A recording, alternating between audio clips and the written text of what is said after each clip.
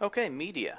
This is actually a pretty large section, and I wanted to cover it all together because basically it really darts around back and forth a lot between what you have to do and what the different settings are in order to implement your media properly. Media is basically all of your photos, images, videos, audio, anything like that that you would consider multimedia.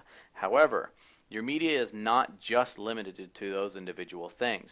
You can also upload zip files, PDF files, and other such things and attach them to your post much the same way that you do with your photos and other multimedia. And that's actually a lot of things that's something that not a lot of people really know about and therefore don't really fully utilize.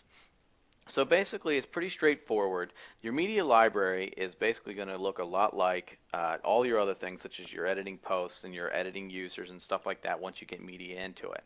So in order to add new media, obviously you can go under the media and hit Add New or Add New button next to the title, and it's going to give you an uploader to select. So you click Select Files, and we're going to go to an individual folder, and we're actually going to start with an image, and it's going to automatically upload it, and it's going to crunch it for optimization for the web automatically for you, so you don't have to do that.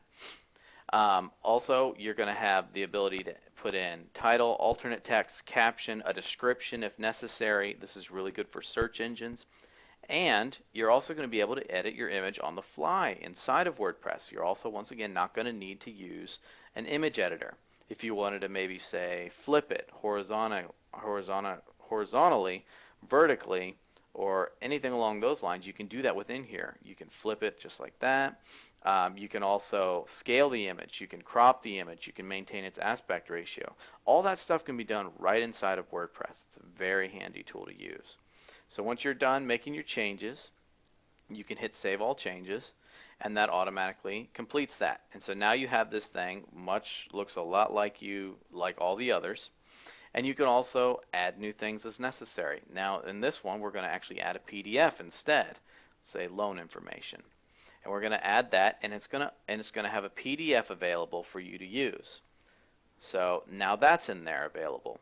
So not just images and multimedia, but any file that you want to. Now you're going to want to insert it into a post. So you're going to go to Add New Posts.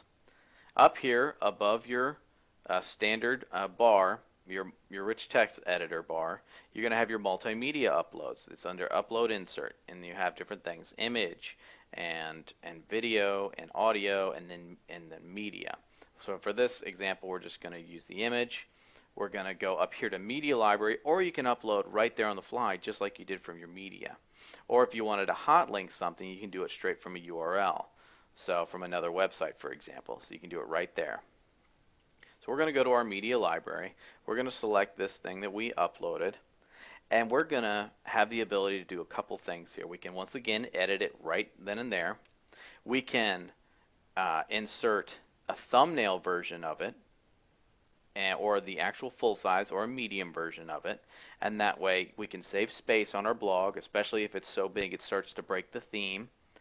And what we can do is we can put the thumbnail in, and we can have a couple of different options here. The link URL can go to either the full file, which is the image, or let's say the PDF or something like that, or just the post URL, which is basically the attachment to that individual post.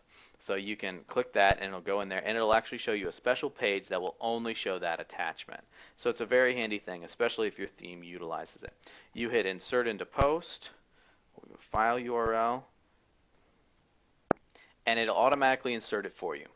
After, let's say if you want to make edits or changes to it, you can click on this little edit, or if you want to remove it entirely, you can click delete, and it'll do that all automatically for you.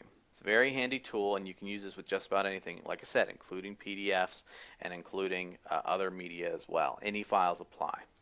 One last thing I wanted to do is quickly go over the media settings. If you just go to Settings and Media, you can set a couple of standards for your media settings, such as your embed size, your thumbnail size for your images and stuff like that. And that's in case if the ones that are default for WordPress aren't the ones that you want for your particular blog. If you find yourself always resizing the width of your thumbnails, you can always adjust that right here automatically. And that pretty much does it for media.